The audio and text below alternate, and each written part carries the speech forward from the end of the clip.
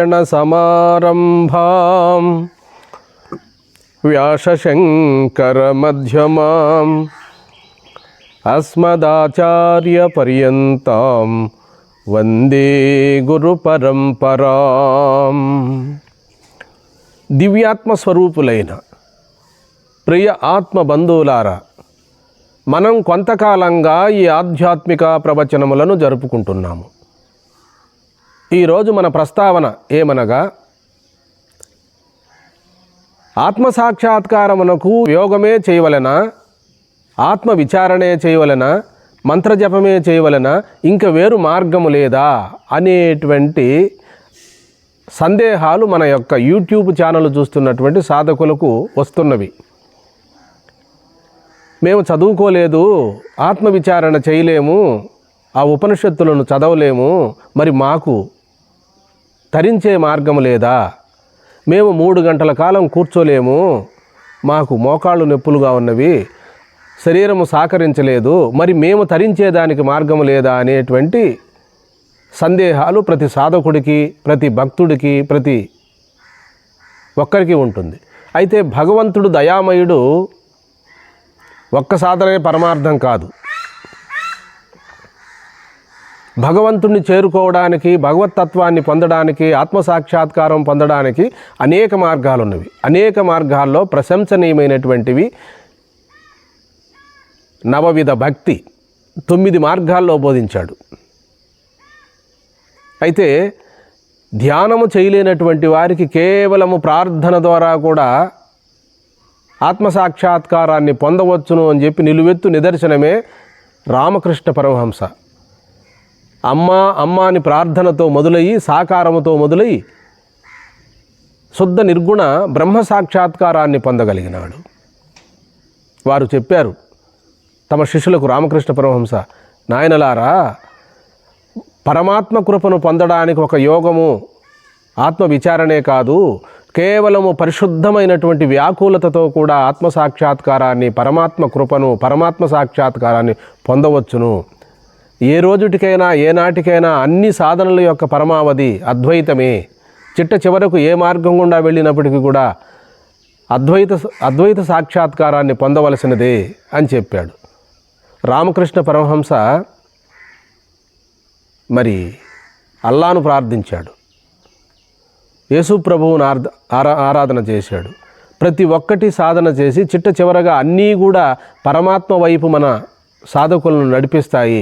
చిట్ట చివరి గమ్యము అద్వైతమే అని చెప్పడం జరిగినది. మరి ధ్యానము, యోగము, జపము, ఆత్మవిచారణ చేయలేనటువంటి వారికి ఒక సూక్ష్మమైనటువంటి మార్గాన్ని రామకృష్ణ పరమహంస బోధించాడు. కేవలము మంత్రజపం చేసుకుంటే కూడా చాలు, ఇష్టదేవతా సాక్షాత్కారం కలుగుతుంది అని చెప్పాడు. మరి నామజపం వలన ఎవరైనా ఆత్మసాక్షాత్కారాన్ని పొందారా అంటే పరమ భాగవతోత్తముడైనటువంటి భక్త ప్రహ్లాదుడు ఓం నమో నారాయణ అనేటువంటి మంత్రరాజనముతో మరి నారాయణమూర్తి దర్శనాన్ని పొందగలిగినాడు. 5 ఏళ్ల ప్రాయములో ఉన్నటువంటి ధ్రువుడు కేవలము నమో భగవతే వాసుదేవాయ అనేటువంటి మంత్రాన్ని జపించి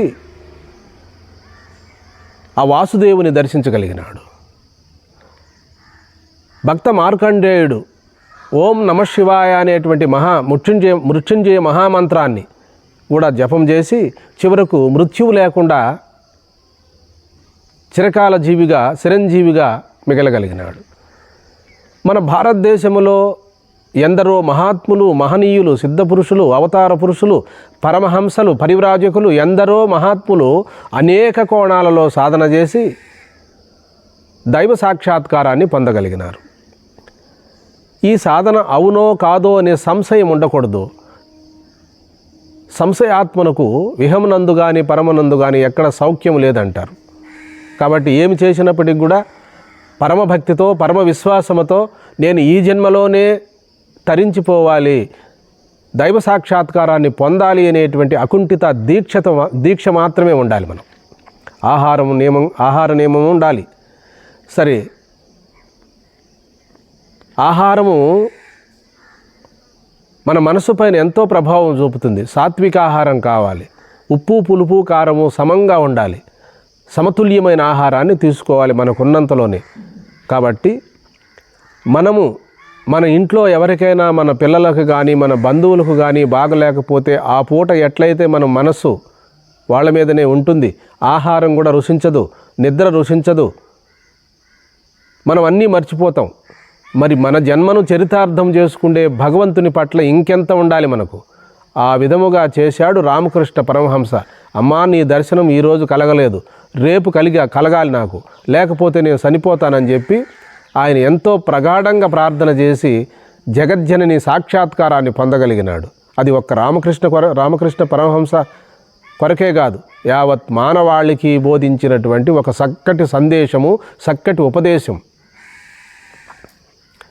అన్ని మతముల సారము భగవంతుడు ఒక్కడేనని చెప్పాడు. సమస్త వేదముల సారము ఆత్మ పరమాత్మగా గుర్తించడమేనని చెప్పి రామకృష్ణ పరమహంస తన నిజ జీవితంలో ఆచరించి సమాజానికి బోధ చేశాడు. మనం ఈరోజు ఒక సాధన చేస్తాము, నాకేమీ అనుభవాలు రాలేదని ఆపేస్తాం. రేపు ఇంకొక సాధన చేస్తాము, నాకేమీ మనసు శాంతించలేదని మనం ఆపేస్తాం. కాబట్టి శ్రమ కోర్చి పట్టుదలతో, ఓర్పుతో, సహనముతో మనకు నిజంగా నేను తరించాలి అనేటువంటి పరితాపం ఎవరికైతే ఉంటుందో వారు ఈ క్షణమే ముక్తులవుతారని చెప్పి గురుదేవులు మహర్షి మలయాళ స్వాములు వారు చెప్పారు. కంటి వెంట ధారధారగా కన్నీరు కారుస్తూ ఈ జన్మలోనే భగవత్ కృపను పొందాలని ఎవరికైతే పరితాపం ఉంటుందో వారు ఈ క్షణమే ముక్తులు అని చెప్పాడు వ్యాసాశ్రమ వ్యవస్థాపకులు సద్గురు మహర్షి మలయాళ స్వాములు వారు. లౌకికమైన ధనం చేతిలో జారిపోతే మనం ఏడుస్తూ బాధపడుతూ విలపిస్తామే, మరి జనన మరణ ప్రవాహమైనటువంటి భవబంధముల నుండి విడిపడడానికి ఇంకెంత కృషి ఉండాలి, ఇంకెంత పరితాపం ఉండాలి, మీకు మీరుగా ఆలోచించుకోగలరనే నేను మనవి చేసుకుంటున్నాను. ఈ సాధనల యొక్క పరమ రహస్యము మనలో వైరాగ్యము రగులుకొనుటయే, ఆ ధావానలము రగులుకొనుటయే.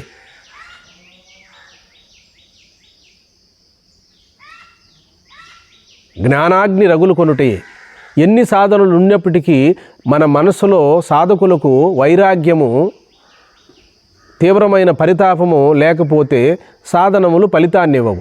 ఏ సాధన లేనప్పటికీ కూడా పరమ వ్యాకులతతో భగవంతుడా నీవు ఏ రూపములో ఉన్నావో, నేను ధ్యానము చేయలేను, యోగము చేయలేను, ఆత్మవిచారణ చేయలేను, నేను యోగాంగములు నేను చదవలేను, నిన్ను నేను కేవలము ప్రార్థన మాత్రమే చేయగలను అని చెప్పి ఎవరైతే నిస్వార్థముగా, నిరాడంబరముగా ఎవరైతే ప్రతిరోజు కూడా 10 నిమిషాలు కానీ, 20 నిమిషాలు కానీ, 30 నిమిషాలు కానీ ఎవరైతే ఆర్తితో భగవంతుని ఆరాధించగలరో వాళ్ళు ఈ క్షణమే ముక్తులని చెప్పి మనకు గడిచిన కాలంలో మన మహనీయులే మనకు వాళ్ళు అనుభవించి చెప్పారు, మనకు సాక్ష్యం చెప్తున్నారు.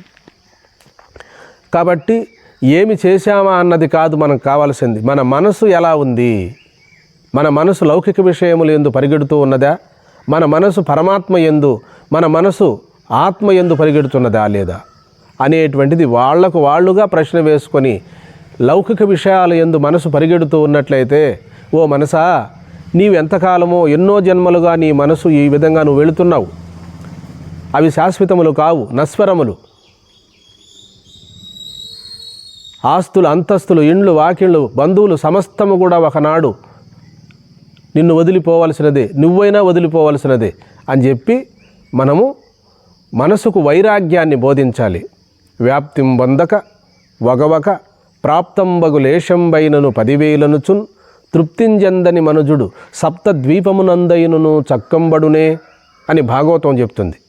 నాకు ఇవి లేవే అని ఏదో వ్యాకులత చెందకుండా వ్యాప్తిం వందక వగవక ప్రాప్తంబగు లేశంబైనను 10,000 తృప్తింజందని మనుజుడు సప్తద్వీపమునందైనను చక్కంబడునే. కాబట్టి తృప్తి మనకు అవసరం. కాబట్టి ఏ మహాచైతన్యం ఉండి ఉదయం 6 గంటకు సూర్యుడు ఉదయిస్తున్నాడో, ఏ మహాచైతన్యం ఉండి సాయంత్రం అస్తమిస్తున్నాడో, పంచభూతాలు సజావుగా నడుస్తున్నవో, ఏ పరమాత్మ వలన దివారాత్రులు ఏర్పడుతున్నవో, సమస్త జీవులు ఏ పరమాత్మ వెలుగులో జీవించగలుగుతున్నారో ఆ పరమాత్మ తన స్వరూపమేనని ఏనాడు గుర్తిస్తాడో సాధకుడు, ఆనాడే తన జన్మ సార్థకమవుతుంది, తను పుట్టిన భూమి పుణ్యభూమి అవుతుంది. అలాగే భగవాన్ శ్రీ రమణ మహర్షులు వారు అలా పరితపించి ఆత్మసాక్షాత్కారం పొందలేదా? భగవాన్ శ్రీ రమణ మహర్షుల వారు కూడా అదేవిధంగా సాధన చేసి ఆత్మస్వరూపాన్ని దర్శించగలిగినాడు. కాబట్టి మనం కూడా ఈ జన్మలోనే పరితాపముతో, పరమభక్తితో, పరమ విశ్వాసముతో ఈ క్షణమే, ఈరోజే నేను ముక్తిని పొందాలి అనేటువంటి తీవ్రమైనటువంటి పరితాపం మనకు ఉండాలి. ఆ పరితాపం ఉన్నప్పుడే మనకు భగవంతుని అనుగ్రహము, వారి సందేశం ఏదో ఒక రూపంలో మనకు అందుతుంది. భగవంతుడు దయామయుడు, సమస్త జీవులలో ఉన్నటువంటి ఆ పరిపూర్ణ బ్రహ్మమే పరమాత్మ స్వరూపం. అది ఏ రోజుటికైనా మనం ఆ సత్యాన్ని తెలుసుకోవాలి. త్రికాలాబాధ్య స్వరూపమైన పరమాత్మ తత్వాన్ని అనుభవానికి తెచ్చుకోవాలి. జాగ్రత్త, స్వప్న, సుషుప్తులు 3 అవస్థలకు సాక్షిగా ఉన్నటువంటిది.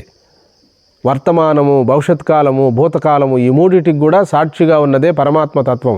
అది సమస్త జీవులను, సమస్త సృష్టిని ప్రకాశింపజేస్తున్నది. కాబట్టి ప్రకాశింప చేయడం కాదు, పరమాత్మయే ఉన్నది, రెండో పదార్థం లేదు. అనేక ఉపమానములు చెప్పినారు. బంగారమే వివిధ ఆభరణ రూపములలో ప్రకాశిస్తూ ఉన్నది. మన్నే వివిధ భాండ రూపంలో ప్రకాశిస్తూ ఉన్నది. దూదే పలు విధములుగా ఉండేటువంటి నామరూపాలైనటువంటి వస్త్ర రూపంలో, పలు రకాలైనటువంటి వస్త్ర రూపాలలో మనకు కనపడుతూ ఉన్నది. కాబట్టి ఒక్క పరమాత్మయే ఈ సమస్త ప్రపంచము నామరూపాలుగా తోస్తూ ఉన్నది. కాబట్టి ఈ జన్మలోనే మనకు సమ్యక్ దృష్టితో ఆత్మతత్వాన్ని ఈ జన్మలోనే మనం అనుభవానికి తెచ్చుకోవాలి. సర్వే జనాః సుఖినో భవంతు, లోకా సమస్తా సుఖినో భవంతు. హరి ఓం.